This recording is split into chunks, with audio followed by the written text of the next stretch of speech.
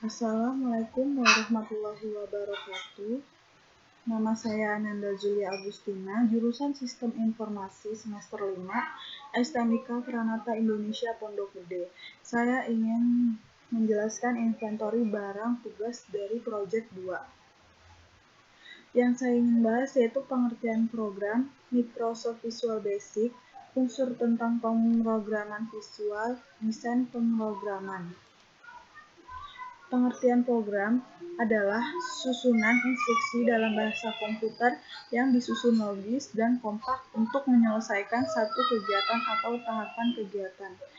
Kedua, yaitu himpunan atau kumpulan instruksi tertulis yang dapat dibuat oleh programmer atau suatu bagian executable dari suatu software. Orang yang membuat program sering disebut sebagai pemrograman atau programmer. Program adalah kata, ekspresi, atau pernyataan yang disusun dan dirangkai menjadi satu kesatuan prosedur yang berupa urutan langkah untuk menyelesaikan masalah yang diimplementasikan dengan menggunakan bahasa pemrograman sehingga dapat dieksekusi oleh komputer.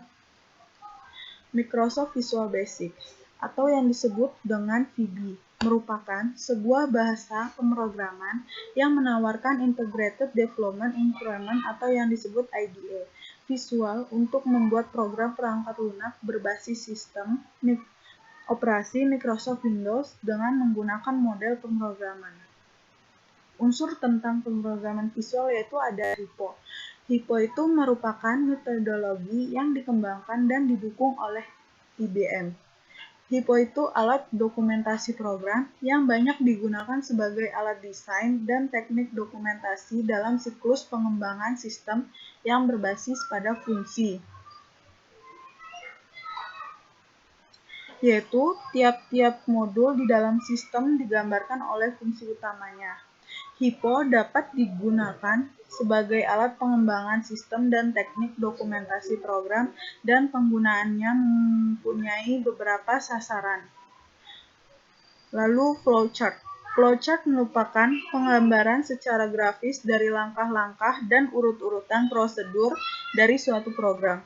Flowchart monolog analis dan programmer untuk memecahkan masalah ke dalam segmen-segmen yang lebih kecil dan menolong dalam menganalisis alternatif lain dalam pengoperasian.